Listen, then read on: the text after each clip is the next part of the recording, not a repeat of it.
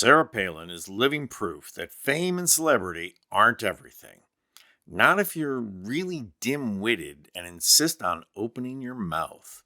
She is the very definition of a Republican bad penny. She just keeps turning up when you don't want her.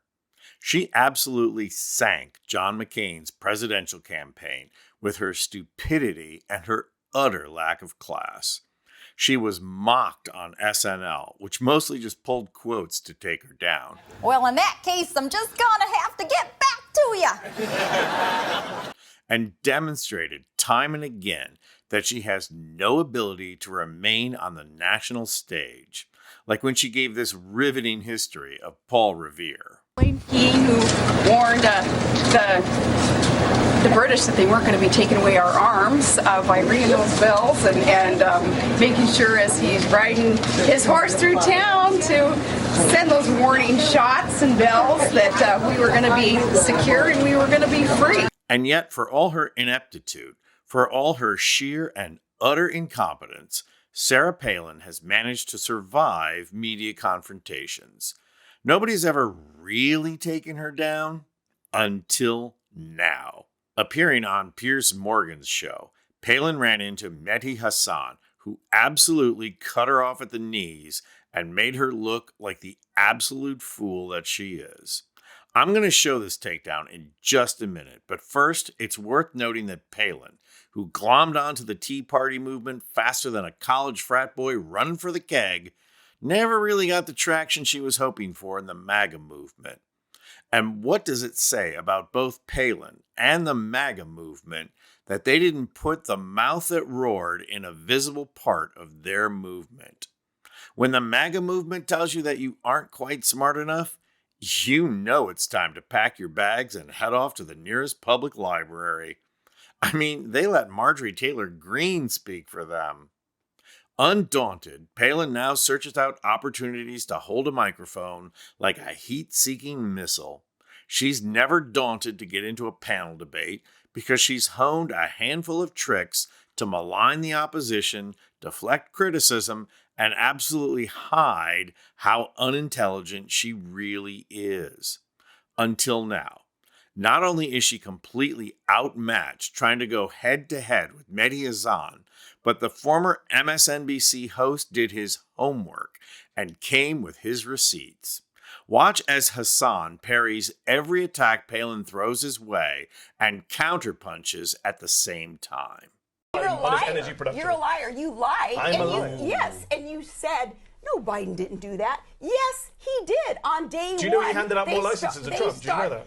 I'm making the point that you denied. My point is true. Destiny said energy's higher, and you said no. So if anyone lied, you did. Listen. People can DVR it, they can rewind it and see you saying a false statement to discredit that energy production higher. Is energy production higher today? You don't think that Biden is energy production higher under Biden than Trump? And you just is energy production higher, Sarah Palin? It's a very simple question. I know facts are not your strong point. Is energy production higher today under Biden than under Trump? It's a simple yes or no question. You're an obnoxious... Facts hurt, don't you? Facts don't care about your feelings. Are Americans wrong when they have this feeling? Well, the feelings I'm oftentimes obnoxious are because I asked you if energy production's higher today than under Trump. That makes me obnoxious because I'm asking you why you would say that Biden didn't thwart. You're a racist. We want to play that game? You said Obama is not born in America. He's not one of us. I said that? Yeah, you said Trump is doing a great job asking for his birth certificate. You said he's not one of us. You said he jives and schmucks. Should we go down the record? You're going to call me obnoxious? Why don't we talk about your racism? Yeah. What did we talk about your racism? Why did you change the subject? You said Black Lives Matter protesters are dogs. Should we go down? I said they're dogs. All right, You're hang a on. liar. All right, Show me where I ever said that protesters It's funny you didn't deny the Obama. You say Obama's shocking judge. You're a liar. Mehdi, if you get the governor on your show, which is, I would say, unlikely as things stand, if you do, you can continue the prosecution. Let me just segue to this, though, because it's interesting. I called people dogs who were protesting in America. You're a liar. Did you question Obama's birth? Oh my goodness! Did you say he's not one of us? Did you say he's palling around with terrorists? Based on that, we're talking about Bill Ayers at the time and how Obama had kicked off. You're standing by Obama's with terrorists. Oh my goodness! I can't believe Did you you even say he's have not a one show. of us? Did you say Obama's not one of us? I still want to know this proof that you have of me calling protesters in America dogs.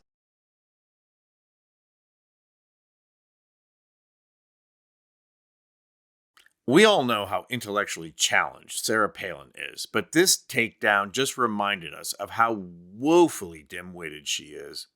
Palin always attempts to hide that by going on the attack, but against a trained journalist and an all-around bright guy, her shtick doesn't work.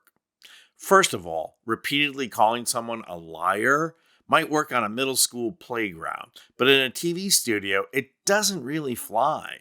But then, Palin asked to see proof of her quotes that Hasan uses against her. Note to Palin, this isn't 1970s when the major broadcast corporations would just reuse videotape and then had nothing to archive. Hasan already had the facts in his head, but he's also ready to incorporate media proof. And you just have to admire how Hasan manages to weave in devastating digs while trying to keep the bobbing and weaving, gish-galloping Palin on track. I know facts are not your strong point. That's a line that's going to follow her wherever she goes from now on. For his part, Piers Morgan is eager to move on and get the attention off of the eviscerated Palin, but the damage has been done. It leaves one wondering, why does the media keep going after these has-beens like Palin and Newt Gingrich? Are they just trying to relive the glory days? Palin never had any. And whenever you book Gingrich, you know you're inevitably going to hear him say, frankly, and then insert here whatever ridiculous point he's trying to make. With Palin, they know they're going to get boneheaded statements that are far out of the realm of reality, and a lot of straight-talking bluster to try and cover over how completely inept she is, down to her very core. Does anyone think that really makes good television? I'm Anthony Vincent Gallo for Occupy Democrats.